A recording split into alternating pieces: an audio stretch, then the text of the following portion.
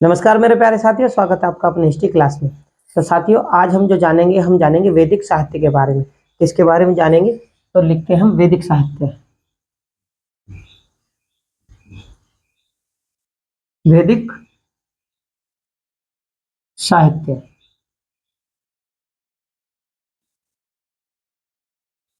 वैदिक साहित्य के बारे में आज हम इनके बारे में पढ़ेंगे। वैदिक साहित्य के बारे में पढ़ेंगे। भाई देखो, वैदिक काल को हमने दो भागों में जाना था। दो भाग कौन कौन से थे?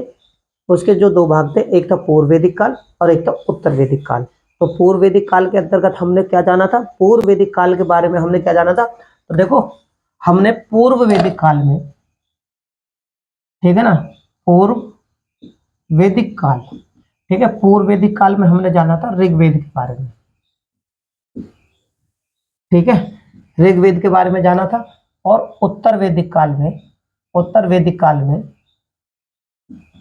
ठीक है, उत्तर वैदिक काल में हमने किसके बारे में जाना था? दो, उत्तर वैदिक काल में हमने जाना था सामवेद, सामवेद, यजुर्वेद और अथर्ववेद। ठीक है, इनके बारे में। अब इनके बाद में होता क्या है, यानी पूर्व वैदिक काल में ऋग्वेद और उसके बाद में उत्तर वैदिक काल में हमने सामवेद, यजुर्वेद और अथर्ववेद के बारे में जाना था। अब होता क्या है, वेदों के बाद में इनका होता वेदों का विस्तार। क्या होता है? विस्तार। जब इनका विस्तार होता है तो इनको सरल बनाया जाता है, तो इनके प्रतिरूप बनते। प्रतिरूप क्या? यानी विस्तार। अगर देखो तो पूर्व वैदिक काल में सामवेद, सामवेद के बाद में अगर हम बात करें तो इनके बन गए, फिर क्या बने इनके? मान लो इनके उपवेद। ठीक है, क्योंकि वैदिक साहित्य की जानकारी है। इनके उपवेद बने। उपवेद के बाद में ब्राह्मण ग्रंथ, ब्राह्मण ग्रंथ, ठीक है। और ब्राह्मण ग्रंथों के बाद में क्या हुआ? आरण्यक, और आरण्यों के बाद में उपनिषद, उपनिषदों के बाद में क्या आया? वेदांग,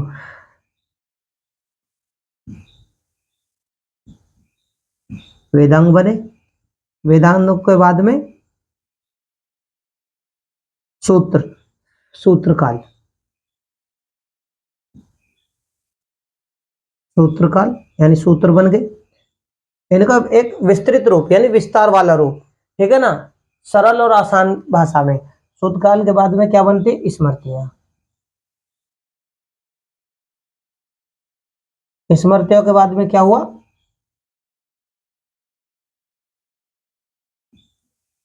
महाकाव्यों का संकलन हो गया। ठीक है, और उसके बाद में क्या हुआ? पुराण। तो आपको समझ में आ गई होगी हम किस किस के बारे में विचार विमर्श कर रहे हैं, चर्चा कर रहे हैं। तो हम जो चर्चा कर रहे हैं वो इसके लिए कि वैदिक साहित्य को हम किस प्रकार से जानते हैं। पिछली वीडियो के माध्यम से हमने क्या जाना? ऋग्वेद काल, ठीक है ना, पूर्व वैदिक काल में ऋग्वेद काल, और ऋग्वेद काल में भी हमने क्या जाना? ऋग्वेद काल के दौरान, ऋग्वेद काल के दौरान, ऋग्वेद काल का जो समय था उसमें हमने जाना सामाजिक, आर्थिक, धार्मिक और राजनीतिक जीवन के बारे में।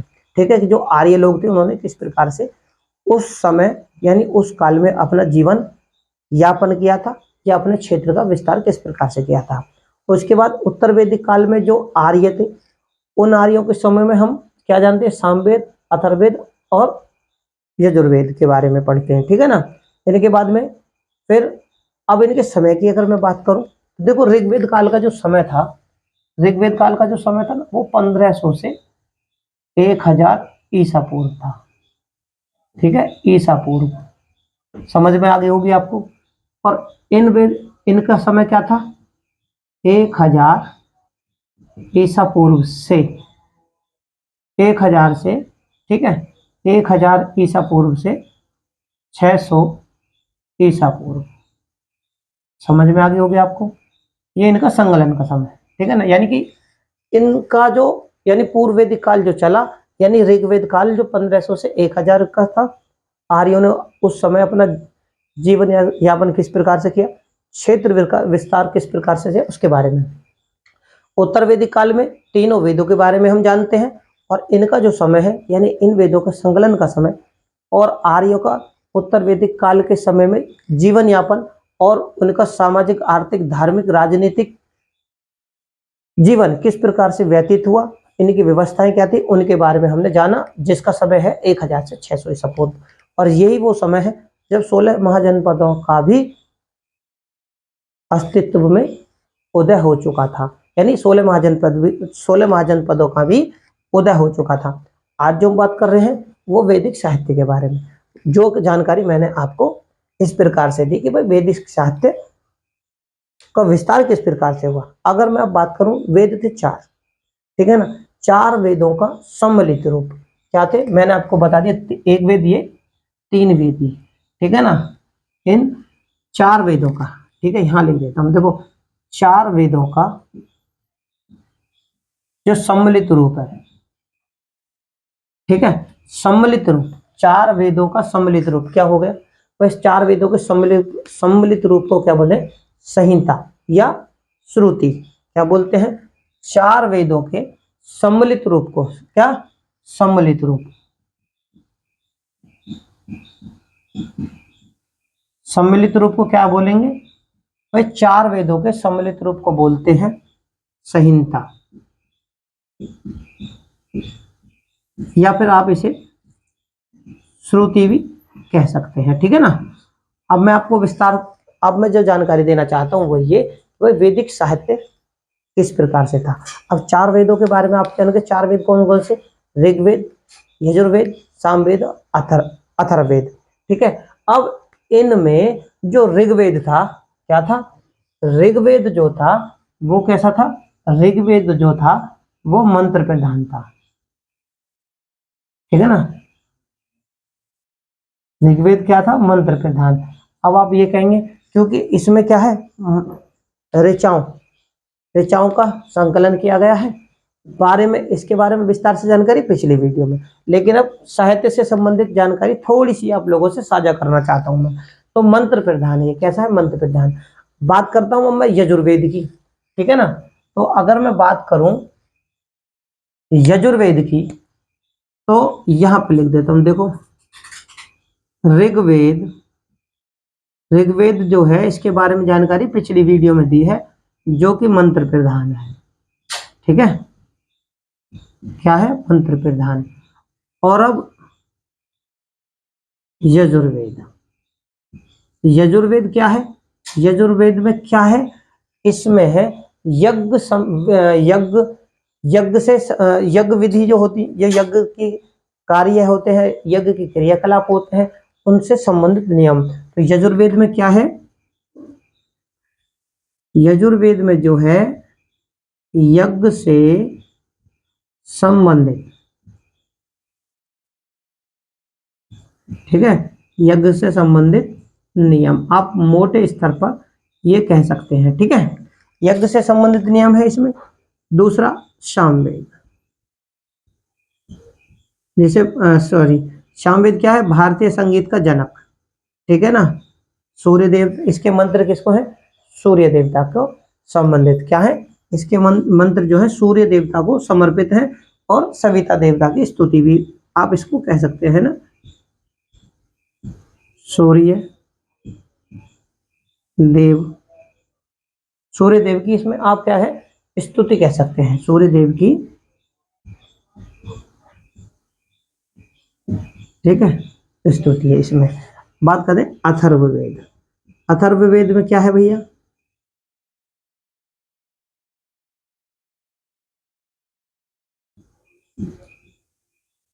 अथर्ववेद में जो है वो है जादू टोना और चिकित्सा से संबंधित जानकारी, क्या है, जादू टोना टोटका, ठीक है ना, जादू टोना टोटका, और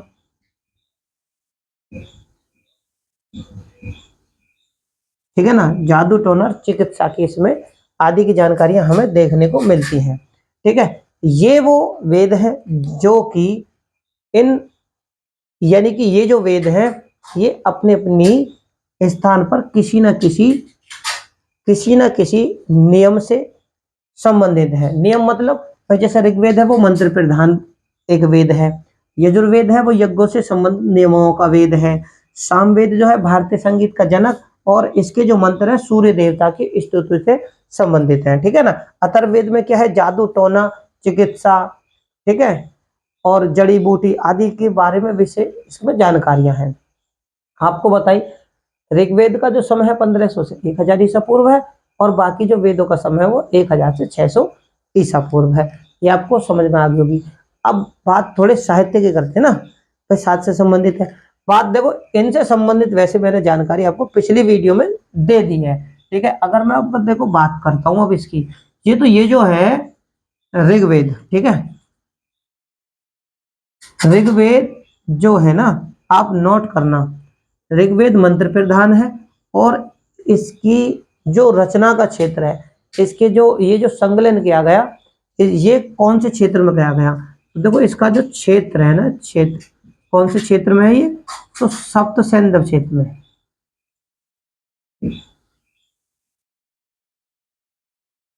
ऋग्वेद की जो रचना की गई थी क्षेत्र के अनुसार सप्त सैंधव क्षेत्र में, ठीक है।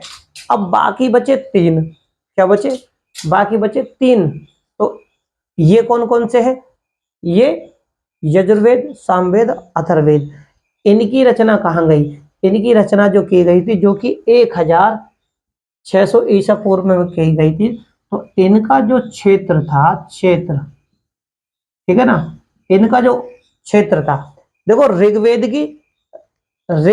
की जो क्षेत्र था, जिस क्षेत्र में ऋग्वेद कालीन संस्कृति थी वो था सप्त सैंधव क्षेत्र। यानी आप ये कह सकते हैं कि इसकी रचना जो हुई थी वो सप्त सैंधव क्षेत्र में हुई थी। दूसरा, अब मैं बात करता हूँ इनके बाद के साहित्य की, तो इनके बाद के साहित्य कौन थे, यजुर्वेद सामवेद और अथर्ववेद। इनकी जो रचना हुई थी वो 1600 ईसा पूर्व में हुई थी कुरु पंचाल क्षेत्र में। तो इनकी रचना कहाँ पे हुई थी, तो क्षेत्र में, तो देखो कुरु कुरु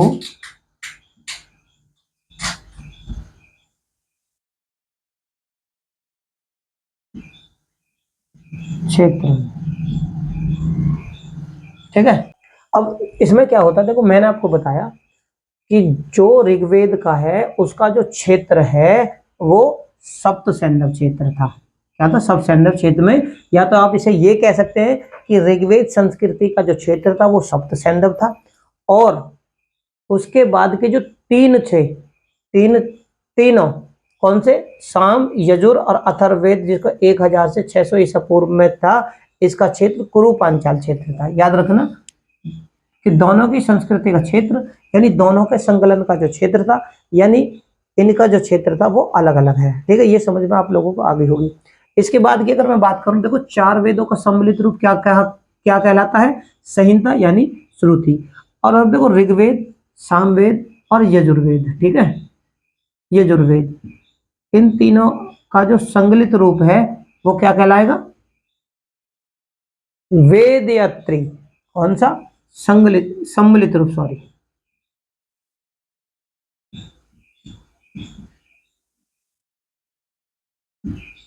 क्या कहा जाए, वेद